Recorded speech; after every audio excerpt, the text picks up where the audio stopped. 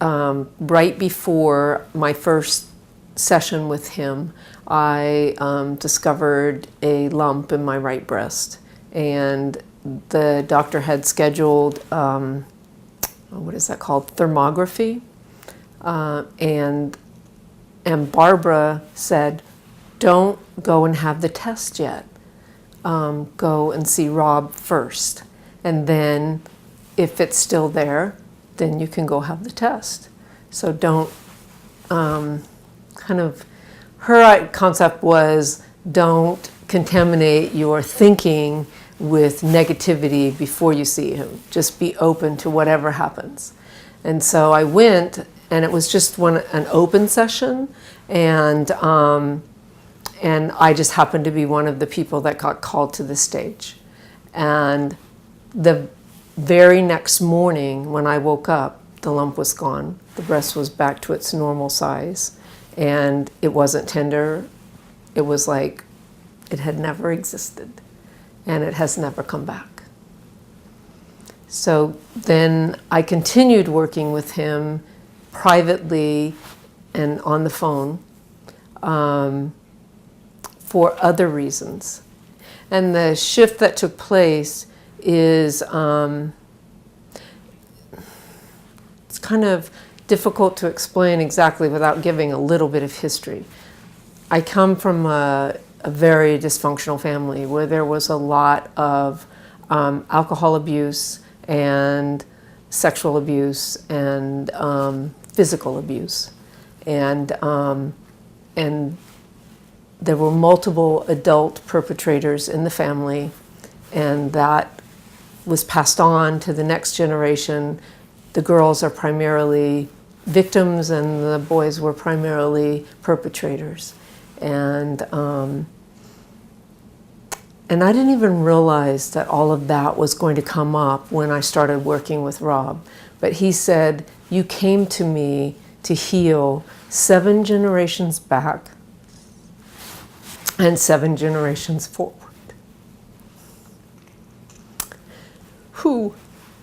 And I thought, wow, that's a big task. I'm just looking to feel better myself, I'm not sure I want to do all this healing for the whole family. So we worked for several months together. And the last time I met with members of my family, the interaction was totally different. The ability to speak in a way that was loving and kind and not elicit angry responses was there in a way that had never been before.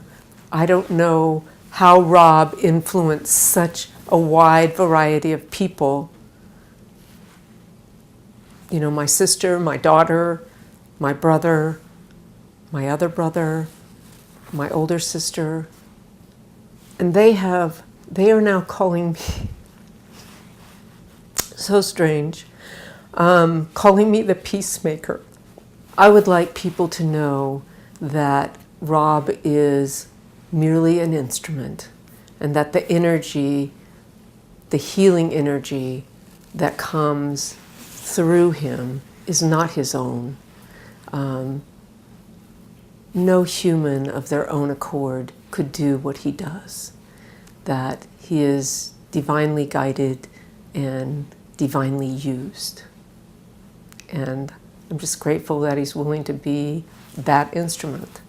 I am so grateful that he came into my life at the moment that he did, that I was open and receptive to what he had to offer. And I'm grateful that I have built on that and grown from that, and it is continuing to affect my life. I feel marvelous. I feel like I've been given an ability to live in the moment and to not let the past always dictate the present.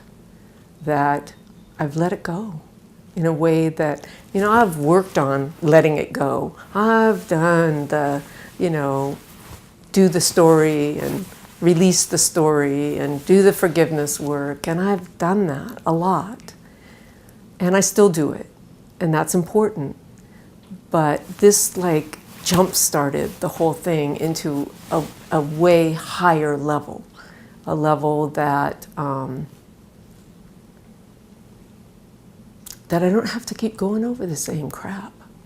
That it's like, okay, that happened. It's not a part of my life now. I don't need to live in that place now. Those people were doing the best they could with what they had. And so, yeah, I feel powerful, way more powerful than I ever felt before.